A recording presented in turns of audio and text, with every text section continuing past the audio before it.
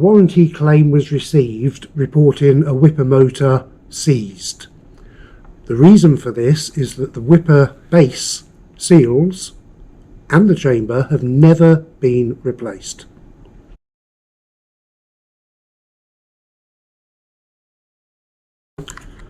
If I remove the chamber and the mixer impeller, you can see the discoloration on the mixer base and the wearing of the main shaft seal. When I remove the mixer base in total, this is the net result. Liquid pouring through, very unhygienic.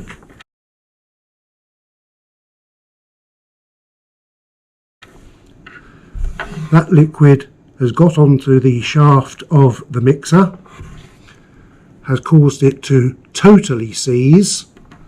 The net result will be blowing the mixer fuse, putting the machine into an out of order condition, purely because seals have not been replaced. For hygiene and for reliability purposes, the seals of the whipper base as a minimum should be replaced every 3 months. On a weekly basis, when the operator does a deep clean of the machine, to minimise downtime, it's recommended to replace the hygiene kit, take away the dirty parts and wash elsewhere. However, for that minimum, replace the main O-ring in the whipper base and replace the mixer shaft seal. Note on the shaft seal there is an identification line which must align at the top of the mixer base against that same line.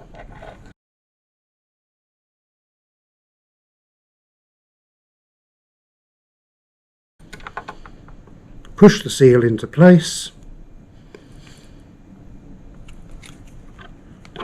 and ensure it's fully locked in on the rear.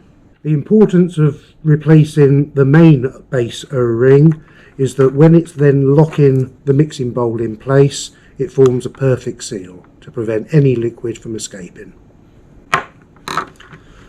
Look for the arrow on the mixer impeller.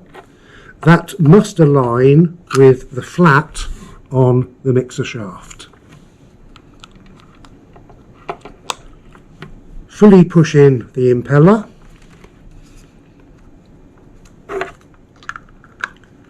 Put the mixing bowl into place, then turn the base to the 8 o'clock position to fully lock in place. If not fully locked, that can cause liquid leaking despite the fact that you've fitted new seals.